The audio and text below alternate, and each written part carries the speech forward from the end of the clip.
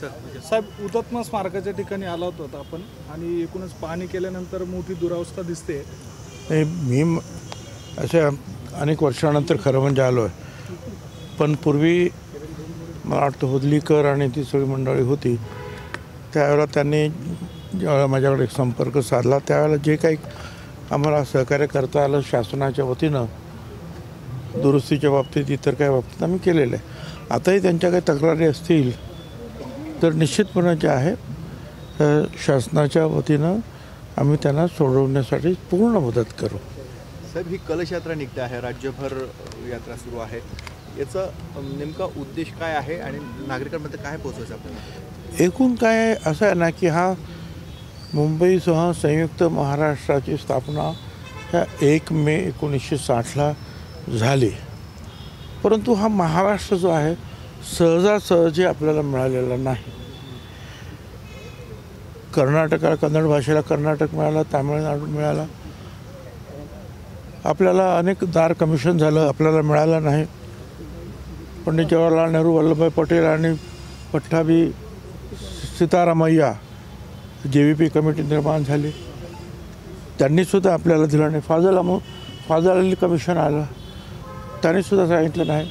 आणि मग वेगवेगळे जे आहेत त्यावेळेला घटना घडल्या की ज्याच्यामध्ये पहिलं 3 राज्य केली, मुंबई 1 राज्य, गुजरात 1 राज्य, महाराष्ट्र 1 राज्य. मग द्वैभाषिक झालं, मुंबई आणि गुजरात आणि महाराष्ट्र एक, आणि त्याच्यामध्ये विदर्भ आणि काही बेळगाव कारवार जो आहे तो सोडून दिला. आणि मग त्यावेळेला जे आहे आमच्या इथली सुद्धा काही काँग्रेसची मंडळी होती, सखा पाटील, त्यांनी सांगितलं चंद्रसूर्य असेपर्यंत महाराष्ट्र मिळणार नाही. तर मोरारजी देसाईंनी सांगितलं की काँग्रेस जिवंत आहे तोपर्यंत महाराष्ट्र मिळणार नाही.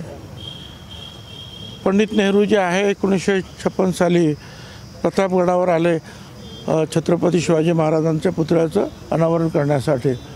त्यांना सगळ्यांनी काळे झेंडे दाखवले आणि मग ती जी संयुक्त महाराष्ट्र समिती निर्माण झाली त्याच्यामध्ये SM जोशी, भाई डांगे, आचार्य अत्रे, सेनापती बापट, प्रबोधनकार ठाकरे, उद्धवराव पाटील या समितीला आणि त्यांना बाबासाहेब आंबेडकर आणि RD भंडारे ह्या सगळ्यांनी पूर्णपणे ताकद दिली.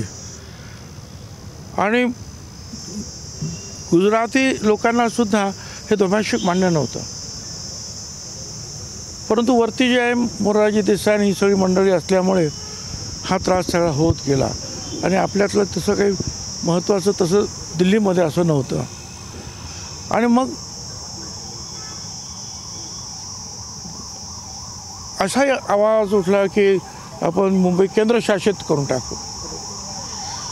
आणि हे सगळं ऐकल्यानंतर जे आहे फार मोठा उद्रेक सुरू झाला. मिरवणुका निघायला लागल्या, सभा सुरू झाल्या. शाहीर अमर शेख, शाहिरी साबळे, अण्णाभाऊ साठे, शाहीर गव्हाणकर, शाहीर आत्माराम पाटील, अशाच जंगम स्वामी, अशा सगळ्यांनी रान उठवलं. लोक सगळे बाहेर आले आणि संयुक्त महाराष्ट्राचा लढा सुरू झाला. गावोगावी सगळीकडे लोक बाहेर आले. एक मोर्चा निघाला, एक चर्चगेटवरून आणि एक बोनीबंदर स्टेशनवरून आणि फ्लोरा फाउंटनच्या इथे 1 नोव्हेंबर 1956ला. आणि त्यावेळेला मुख्यमंत्री होते द्वैभाषिकाचे मोरारजीभाई देसाई, आणि त्यांनी फायरिंगची ऑर्डर केली. आणि त्याच्यामध्ये त्या 2-3 दिवसात 106 लोक हुतात्मे झाले. 106 मराठी भाषिक जास्तच होते, पण त्याचबरोबर काही गुजराती पण होते, अगदी पारसीसुद्धा आहे. आपली नावं वाचली पारसीसुद्धा आहेत, मुसलमानसुद्धा आहेत. आणि मग त्यानंतर हे सगळं झाल्यानंतर मग इंदिरा गांधींनी जे आहे त्याच्यामध्ये मध्यस्थी केली आणि पंडित नेहरूंना समजावलं की नाही आपल्याला द्यायला पाहिजे. आणि मग मुंबईसह संयुक्त महाराष्ट्र या दिवशी आपल्याला मिळाला. पण बेळगाव कारवारची लढाई अजूनही 60 वर्ष झाली लढाई सुरू आहे. तर हा दिवस जो आहे ह्या सगळ्यांची आठवण करण्याची, त्यांना वंदन करण्यात आणि हा मिळालेला महाराष्ट्र आपण प्रगतीपथावर अधिकाधिक कसं घेऊन जाऊ हे करण्याची आहे. त्याच्यासाठी संपूर्ण महाराष्ट्र एकवटला पाहिजे. त्यासाठी राष्ट्रवादी काँग्रेसने हा कार्यक्रम आखलेला आहे आणि म्हणून गावागावातून महत्त्वाच्या ज्या उदाहरणार्थ येवल्यातून मुक्तिभूमी असेल, कुठे गोदावरी पाणी असेल, गोदावरी गंगेचं दक्षिण गंगा, वेगवेगळ्या मंदिराचं सगळे एकत्र येऊन आपण ज्या 1 मेला जो आहे मुंबईमध्ये जांभोरी मैदानावर कार्यक्रम आहे हुतात्म्यांना वंदन करण्यासाठी.